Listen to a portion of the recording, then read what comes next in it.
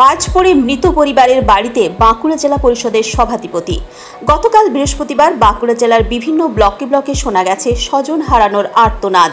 জেলার বিভিন্ন প্রান্তে শোনা গেছে পরিজনদের কান্নার আওয়াজ। একদিনে সমগ্র জেলা জুড়ে বজ্রপাতে মৃত্যু হয় মোট 9 জনের। এর মধ্যে অন্দা ব্লকেই বজ্রাঘাতে 4 জনের মৃত্যু হয়। অন্দার রামকৃষ্ণপুর গ্রামের 49 বছরের তিলকা মাল মাঠের ধারে কাজ করছিলেন বলে পরিবার সূত্রে জানা গেছে। একই ঘটনায় প্রাণ হারান ভাদুলডাঙ্গার বাসিন্দা বছর 38-এর জবা বাউরি, যিনি বাড়ির সামনে ছিলেন। চিঙ্গানি পঞ্চায়েতের কামারকাটা গ্রামের 47 বছরের নারায়ণ সোয়ার বজ্রপাতের সময় বাড়ি ফেরার পথে ছিলেন বলে জানা গিয়েছে। ছাগুলিয়া গ্রামের প্রতিমা রায় বৃষ্টি থেকে বাঁচতে ছুটছিলেন, ঠিক সেই সময় বজ্রাঘাতে মৃত্যু হয় তার। আজ শুক্রবার অন্দা ব্লকের বজ্রপাতে মৃত ব্যক্তিদের বাড়িতে গিয়ে পরিবারের সদস্যদের সমবেদনা জানালেন বাঁকুড়া জেলা পরিষদের সভাধিপতি অনুসুয়া রায়। তার পাশাপাশি পরিবার যাতে সব রকম সরকারি সাহায্য পায় তারও আশ্বাস দেওয়া হয় সভাধিপতির তরফ থেকে। অন্দা ব্লকের কামারকাটা গ্রামে বজ্রপাতে মৃত নারায়ণ সোয়ারের বাড়িতে গিয়ে তার স্ত্রী ও পুত্রদের সব রকম সাহায্যের আশ্বাস দেন সভাধিপতি। পরে ওই ব্লকেরই কল্যাণী অঞ্চলের রামকৃষ্ণপুর গ্রামে মৃত তিলকা মালের বাড়ি গিয়ে তার পরিবারের সঙ্গে দেখা করে সব রকম সরকারি সাহায্যের আশ্বাস দেন তিনি। সভাধিপতি বলেন, বিষয়টি অত্যন্ত দুঃখজনক, সমবেদনা জানানোর কোনো ভাষা নেই। সরকারের তরফ থেকে যে সমস্ত সুযোগ সুবিধা রয়েছে সেগুলি দ্রুত ব্যবস্থা করা হবে। পরবর্তী প্রজন্মের পড়াশোনা থেকে শুরু করে যাবতীয় যা সরকারি ভাতা আছে তার ব্যবস্থা করা হবে বলে তিনি জানান। এটাতে সমবেদনা দেওয়ার ভাষা নেই যে বাড়ির একজন উপার্জনশীল ব্যক্তি, মাত্র 48 বছর বয়স, এই বয়সে তাকে পরিবারের লোক হারালো।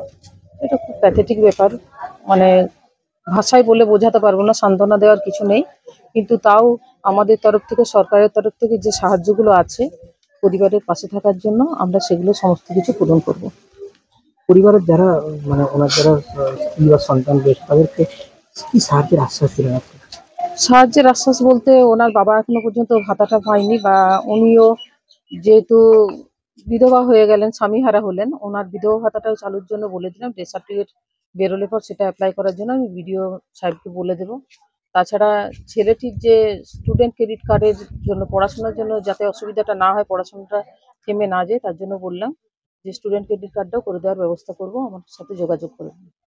সামগ্রিকভাবে জেলা জুড়ে কালকে স্বজন হারানোর হাহাকার শোনা গেছে, আর আজকে বাকি দুর্গতদের বাড়িতে আপনি যাবেন? অবশ্যই তাদের সব বাড়িতে যাবো, যে সমবেদনা জানিয়ে আসবো, তাদের পাশে থাকার চেষ্টা করবো। গতকাল আপনার ভাই বজ্রাঘাতে প্রাণ হারিয়েছে, আজকে জেলা পরিষদ সভাধিপতি আপনাদের বাড়িতে কি বললেন? উনি সমস্ত সহায়তার কথা স্বীকার করেছেন। পরিবারের পাশে সামগ্রিকভাবে সামগ্রিকভাবে থাকার কথা দিয়েছেন, কোনো অসুবিধা নেই। সমস্ত সরকারি সুবিধা সবকিছু চেষ্টা করা যায়। মারা গেছে আমরা কি হয়? আমার ভাই ছোট। আপনারা কি জানালেন, সভাধিপতি কি জানালেন আপনাদের কোনো চাপ হওয়ার কথা, কোনো অসুবিধার কথা? না না, কোনো চাপ নাই, সবই ঠিক আছে, যেরকম চলছিল এরকম চলে যায়, কোনো অসুবিধা হবে না, আমরা আছি।